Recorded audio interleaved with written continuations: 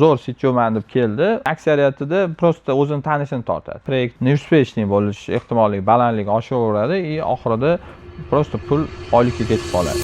1 yil 2 yil ishlab yurgan bolalar senior darajada o'zini sotadi. Bilmaydi, chunki kompaniya rahbari bu sohada ishlamagan yoki yaxshi CTO olsa bu narsani satirovka qilib berishi mumkin. Lekin aksariyatida prosta o'zini tanishini tortadi. Masalan, zo'r CTOman deb keldi, o'zini 2-3 ta og'aynisini oladi, 4 ta 5 ta oladi-da, 1,5-2 yil ishlashadi, komanda bo'lib, kompaniya shu razработка qilamiz deydi. Proyekt uspешный bo'lish ehtimolli balandligi oshaveradi и oxirida prosta pul oylikka ketib qoladi. Bu holatda menimcha o'rganish kerak. O'zi qancha budjet masalan shtatga oladigan bo'lsangiz, kontraktning asnovida ishlash kerak. Oldingiz bo'ldi, oylik beraman emas, mana shu proyektni necha pulga qilasan? 100 mingga qilib beramiz desa, bo'ldi, kontraktning asnovida olish kerak. Agar o'xshamasa javobgarlikni bo'yniga olish kerak-da. Bo'lsa outsource kompaniya javobgarlikni 100% bo'yniga oladi. 100 mingga kelishdingizmi, $250 ming xarajat qilsang, 100 mingga o'sha narsani 100 mingga oladi-da.